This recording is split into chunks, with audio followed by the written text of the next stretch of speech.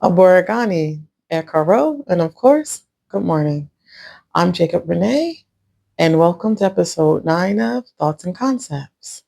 Today's episode is entitled, Who Gonna Be the Boys? And that brings us to today's Jeopardy moment. Where is that from? Who gonna be the boys?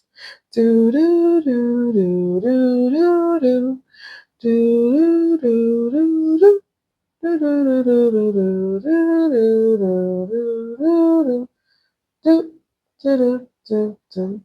do.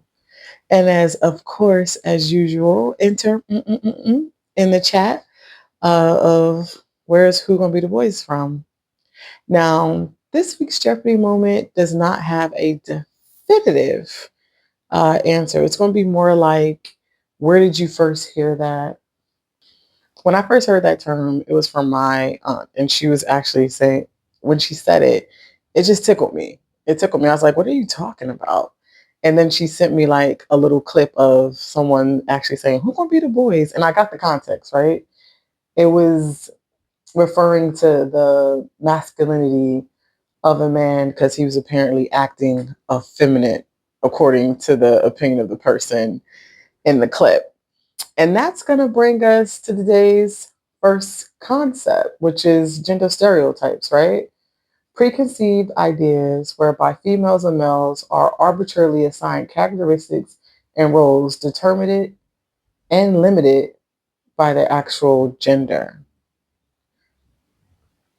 We put people in a box, right? As soon as they're born, boys, girls, boop, they may put you in a little pink swallowed. They'll swallow you in a pink blanket. If you're a girl, if you're born a boy, they swallow you in a blue blanket, and you've already, boom, been attached to identity based on the confines of what it means to be a boy and a girl. But if you live long enough, or if you grow up feeling as though what the gender that you're assigned as birth isn't yours, you always feel different. And some of my closest friends, they tell me their journey, they always felt different. They always felt different. So don't worry, you're definitely not alone.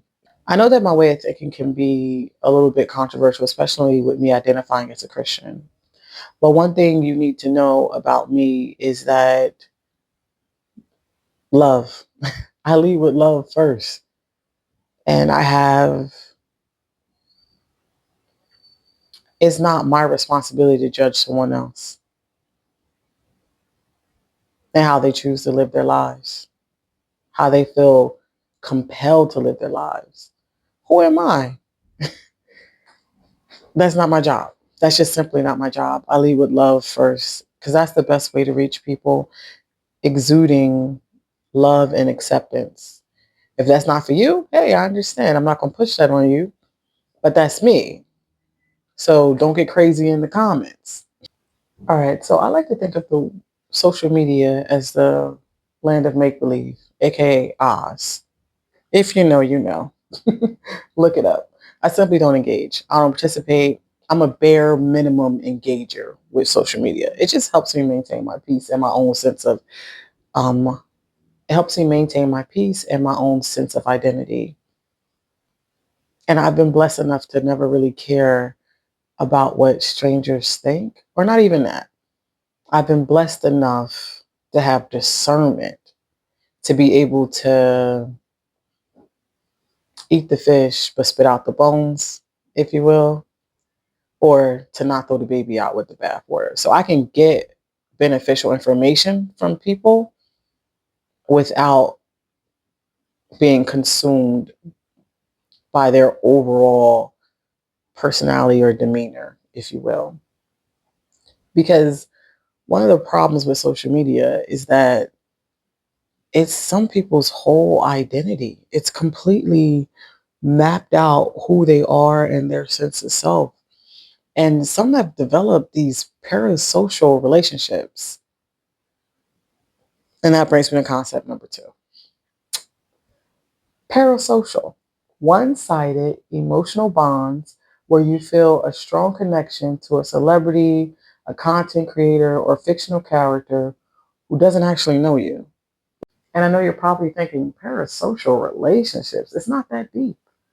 All I do is just enjoy some content and get some laughs. But what's actually happening underneath it all subconsciously, this person is becoming your friend in your head. You relate to them. You guys kind of think alike. You like some of the same things. And what you may not realize is you're being ultimately influenced. Because some of the people that we love to watch, and don't think that I'm thinking I'm above this, some of the people we love to watch have curated their identities based on reaction, engagement, and likes. Likes are a little boost. Give some people an adrenaline rush. For me, I just sort of do my homework, put it on video, and throw it out there. If people watch it, they watch it. They don't, they don't. It's all helping me become better, more accountable to myself and the things that and to the person I'm trying to become. Because it's extremely difficult becoming because you've been the old you way longer than the person you're trying to become. And there's this internal battle that goes on. And ultimately, you just don't want to feel alone on this journey, whether you have a spouse or not, or even believe in having a spouse. You want to be able to think sober minded about these things. And one thing I've constantly noticed from my bit of social media that I like, which is YouTube, I don't know if it really counts as social media. I see it more as TV, but there's people creating content and they're influencers, so it's social media to me. If you disagree, tell me why in the chat. YouTube may not be considered social media. But so I'm not above this, right? I do my best. I can look at people that I enjoy and be like, I don't agree with that take. And if they keep going on and on about, I'll fast forward and get to the next part. Because there's this whole discourse going on where people are saying, oh, you're not a man if you're not you're not a man if you're not making this amount of money, or you're not doing this for a woman or your spouse, or you're not a woman if you're not able to do this or be this way. And what you don't want is you don't want someone or some group of people via their content to trick you out of your masculinity or your femininity. No one can tell you what it takes to be masculine or feminine but you. Because at the end of the day, you have to decide what makes you the most comfortable. And I truly do not believe in submitting to an ideology where you're already in lack. So you're not a man if you're not making six figures and 6 feet tall and got a six pack and got a lot of women chasing you. And you're not a woman if you can't be soft and feminine and dainty, and you're not cooking and cleaning and all of these things. No, there is no set definition of what it means to be feminine and what it means to be masculine. And unfortunately, we're clothed in gender types as soon as we're born. And it can be kind of hard to get up out from under that umbrella. I know you're like, but this is supposed to be a continuation from last week of having hard conversations. What is this gender stereotypes and parasocial relationships and social media being the land of make believe? What does that have to do with what we're trying to do today? Well, that brings us to concept number 3, access. The ability, right, or means to approach, enter, use, or communicate with a place, person, or system. Who are you giving your time to? What are you giving your energy to? Because before you know it, you've been swallowed. Have you ever been swallowed? If you know where that's from, put it in the chat. I couldn't help myself. I couldn't help myself. My bad. Let me just refocus myself. All of these things are about access. And it doesn't have to just be people in actual life, in real life that you engage with, but it could be the content that you're engaging with. Are you watching something that's making you angry? After you watch it, you feel angry and you don't feel entertained? And I'm saying that you should put yourself in this box of where everything is just great and safe. But I want you to be realistic about what you're exposing yourself to. And you're going to have to put some boundaries on things, not just on others by taking away their access that they've mismanaged. You're going to hold a standard now, right? Which is a callback to episode 4. Girl, stand up. Realignment. It's up. Go watch it. Talk about boundaries and all that good stuff. I'm not saying we got to give up all the things that we like, all the things that make us laugh, all the things that make us giggle.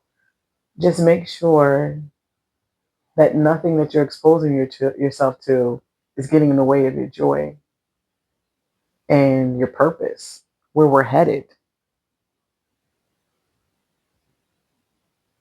what we were created for.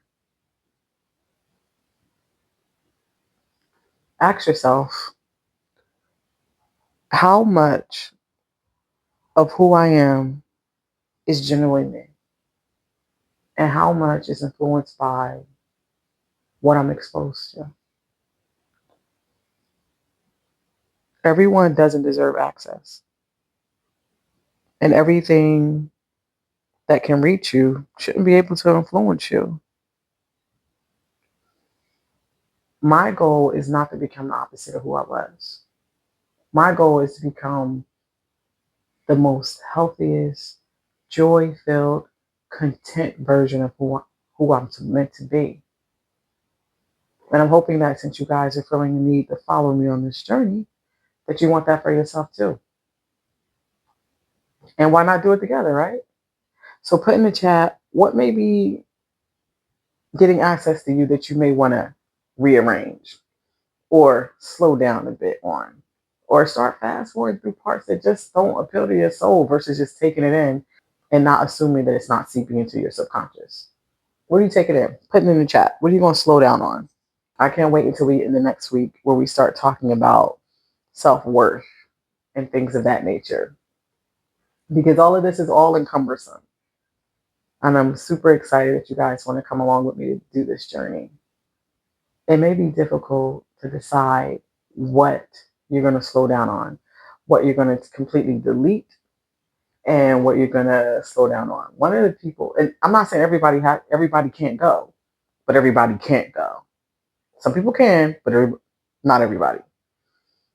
One of the people that I really enjoyed, I've watched for a long time, was Bronze Goddess. She used to talk about, like, she always had conversational style content. It was always conversational, and she would do her hair and her makeup, and she would just talk about like different things. And now she goes by the name of, I think she goes by a regular name, Coach Shonda, Life with Shonda. She's a coach now, and even though her content has changed over the years, I still enjoy her. So please check her out at Life with Shonda on Instagram and TikTok. She's a really dope creator. For who you don't have to give up. For who's staying. For who's staying in your family of content. Put them down the bottom because it might be something I want to check out when I get a chance. If they're on YouTube. If they're not on YouTube, send me a clip. Put your favorite clip down in the chat and I'll check them out. And that brings us to this week's city moment. It says wake, pray, slay. And I love this t-shirt. It's one of my favorites. It's from one of Change Church's first or second drops after they changed their name from Kingdom Church. If you know, you know. And I've always been known to be an overdresser. It's just something I do. I'm a fashion girly. I'm a fashion girly. I feel like why not make everything a moment, right? I've always felt this way, but this was really cemented in me when my nana passed, my fraternal nana passed. You know, we were making arrangements and cleaning out our house. And I noticed that a lot of her clothes had tags on it. And that made me think about my own closet, how I got things in my closet hanging up that I'm holding for a special moment. And it just really like, when did I become that girl who hold things for a special moment? And I don't want that for me. So now, if you thought I was overdressed before, it's about to get filthy. Especially since I spend a majority of my life in scrubs. So why not, right? Step out when I'm going to step out. Even if it is just to go grocery shopping, I will be overdressed. I will be sauntering down your ShopRite aisles, your Wegman aisles, your Whole Food aisles, your Trader Joe aisles, filthily overdressed. All right, guys. And that's going to be the end of today's episode. I'll see you guys next week to talk about self-worth. And remember, you can't control the outcome, so focus on you. Love to love you.